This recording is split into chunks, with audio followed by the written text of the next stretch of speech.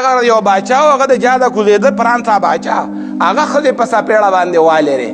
د باچا ښځه په هغه زور اورئ د مولا ښځه په مولا زور اورئ خو لکه چاته وایې ما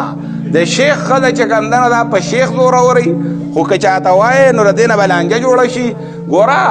شیخ دی خو د ښځې مخکې میخ دی ما ته پته نه راوړي دا ټول شیخان او دا غټ غټ مولان او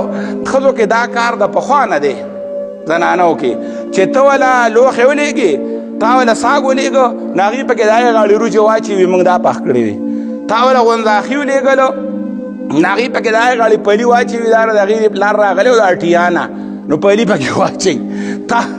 تا وله د دې غاړې مثال لوښې ولېږه الوا دې ولېږله زنانه د هغې غاړې خامخا پکې څه شی واچوي یاره دا پکې زمونږ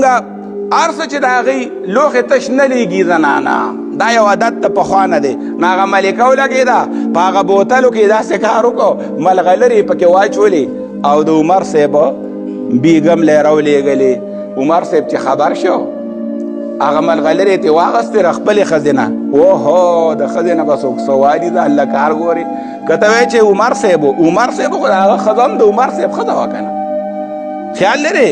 که یو سړی دا د هغه یو وزیر و هغه چې کوم دی نو ښځې په سینډل والی و دغه د هغه یو باچا و هغه د جاده کوزېده د فرانسا باچا هغه ښځې په سپېړه باندې والرې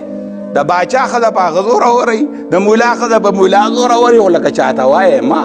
د شیخ ښځه چې کوم ده نو دا په شیخ زور اورئ خو که چاته وایې نو د دې نه به لانجه جوړه شي ګوره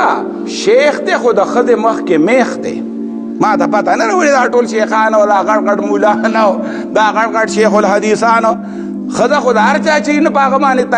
تقریبا دغه هلې زور اورئ صحیح ده نو عمر صاحب رضی الله تعالی عنه لګېده او هغه ملغلرې په سرکاري خزانه کې جمع کړې ورته وی دا چې چا وړی و هغه ډاک والا سرکاري سړی و